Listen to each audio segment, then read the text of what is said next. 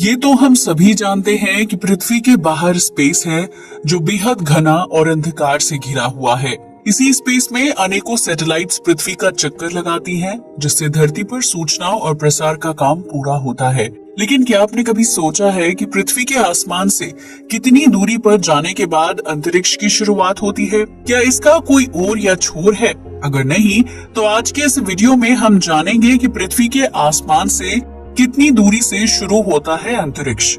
तो देर किस बात की, आइए शुरू करते हैं ये रोमांचक वीडियो।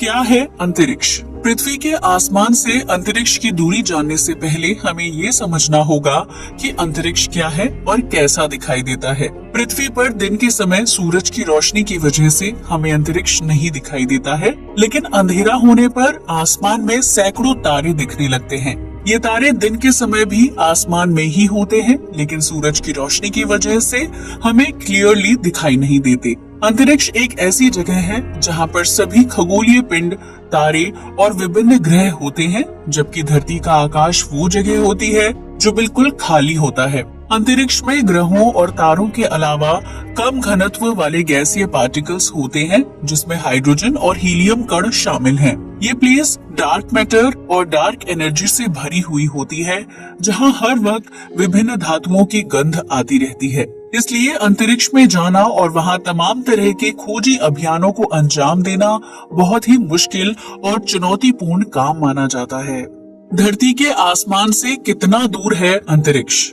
ये एक ऐसा सवाल है जिसका जवाब बहुत ही कॉम्प्लिकेटेड है। पृथ्वी की संरचना कुछ ऐसी है कि इसका वातावरण बहुत ही घना है और मीलों मील तक फैला हुआ है। इस वायुमंडल को ओजोन लेयर के नाम से जाना जाता है, जो सूरज की हानिकारक किरणों के साथ साथ विभिन्न प्रकार के उल्कापिंडों और क्षुद्र ग्रहों से इंसानों की रक्षा करता है। लेकिन इंसान पृथ्वी से जितना दूर जाता रहेगा, वैसे वैसे पृथ्वी का वायुमंडल कम घना होने लगेगा और उसकी परतें बेहद पतली हो जाएंगी। जिस जगह पर जाकर पृथ्वी का वायुमंडल खत्म होता है, बस उसी जगह से अंतरिक्ष की शुरुआत होती है। लेकिन पृथ्वी के वायुमंडल की समाप्ति और अंतरिक्ष की शुरुआत के उस बिंदु की पहचान को लेकर दुनिया भर के वैज्ञानिक एजेंसियों के बीच मतभेद और अलग अलग विचार हैं। अमेरिकी स्पेस एजेंसी नासा का मानना है कि जमीन से ऊपर जिस पॉइंट पर प्रेशर की मात्रा 1 पाउंड पर स्क्वायर फुट से कम यानी 0.00048 बार से कम हो जाए, उस जगह से अंतरिक्ष की शुरुआत हो जाती है। इसका मतलब पृथ्वी के आसमान से अंतरिक्ष की शुरुआत को प्रेशर के हिसाब से पहचाना जा सकता है। नासा की इस थ्योरी के हिसाब से जमीन से लगभग 81 किलोमीटर की ऊंचाई पर प्रेशर 0.00048 बार से कम होता है, जहां से अंतरिक्ष की शुरुआत होती है। लेकिन नासा की थ्योरी के सामने आने के बाद एरोस्पेस इंजीनियर थियोडोर वोन कारमान ने पृथ्वी के आसमान से अंतरिक्ष की शुरुआत को लेकर एक नया अध्ययन दुनिया के सामने रखा, जिसमें जमीन से 100 किलोमीटर की ऊंचाई के बाद अंतरिक्ष की शुरुआत हो जाने का दावा किया गया था।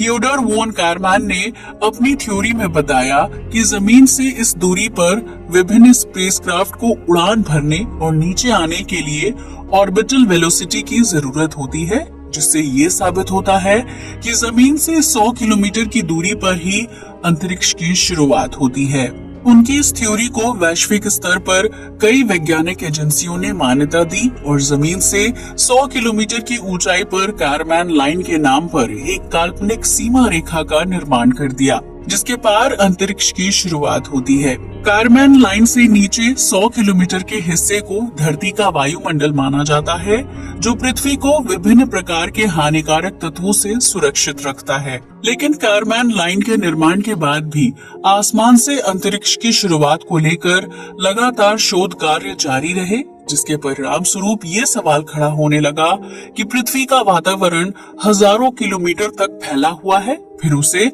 सिर्फ 100 किलोमीटर के दायरे में ही कैसे सीमित किया जा सकता है। अगर हम पृथ्वी के वातावरण की विभिन्न लेयर्स पर नजर डालें, तो पाएंगे कि इसकी पहली लेयर यानी ट्रोपोस्फियर 12 किलोमीटर की ऊंचाई तक फैली हुई है। वहीं वातावरण की दूसरी लेयर स्ट्रेटोस्फेयर जमीन से 50 किलोमीटर की ऊंचाई तक फैली है, जबकि तीसरी लेयर मेसोस्फेयर जमीन से 80 किलोमीटर की ऊंचाई तक फैली हुई है।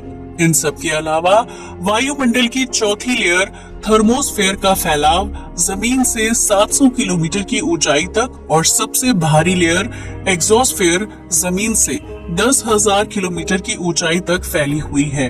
ऐसे में वैश्विक स्तर पर अंतरिक्ष की शुरुआत के लिए जो काल्पनिक लाइन खींची गई है वो धरती के वायुमंडल के अंदर ही है। हालांकि फिर भी कारमैन लाइन को ही अंतरिक्ष की शुरुआत का महत्वपूर्ण बिंदु क्यों माना जाता है, इसके पीछे एक दिलचस्प वजह छिपी है। दरअसल पृथ्वी से 100 किलोमीटर की ऊंचाई तक किसी भी स्पेसक्राफ्ट या रॉकेट को उड़ने के लिए एरोडायनेमिक्स लिफ्ट की जरूरत पड़ती है, क्योंकि किसी भी स्पेसक्राफ्ट का वजन उठाने और उसे हवा में उड़ाने के लिए अत्यधिक बल चाहिए होता है। लेकिन जैसे ही कोई स्पेसक्राफ्ट आसमान में 100 किलोमीटर की ऊंचाई पर बनी कारमैन लाइन को क्रॉस करता है, उसे उड़ान भरने के लिए अत्यधिक बल की जरूरत नहीं पड़ती है। यही वजह है कि पृथ्वी के वायुमंडल के मीलों मील तक फैले रहने के बावजूद भी जमीन से 100 किलोमीटर की ऊंचाई के बाद अंतरिक्ष की शुरुआत हो जाती है, जहां कोई भी स्पेसक्राफ्ट या सैटेलाइट उड़ान भरने के लिए ऑर्बिटल वेलोसिटी पर निर्भर रहता है। तो दोस्तों, अब तो आप समझ ही गए होंगे कि धरती के आसमान से स्पेस की दूरी कितनी है और उसकी पहचान कैसे की जा सकती है। अगर कभी भविष्य में आप पृथ्वी से दूर 100 किलोमीटर की ऊंचाई तक पहुंचने में कामयाब हो जाते हैं, तो यकीनन आप अंतरिक्ष के दर्शन कर लेंगे, जहां आपको ढेर सारे तारे और घना अंधेरा नजर आएगा। लेकिन जरा सावधान रहिएगा, क्योंकि इस जगह पर सैकड़ों की संख्या में सैटेलाइट्स भी घूमते हैं। अगर आपको ये वीडियो पसंद आया हो तो इसे लाइक और शेयर करना बिल्कुल ना भूलें। साथ ही हमारे चैनल को भी सब्सक्राइब करें। जय हिंद दोस्तों।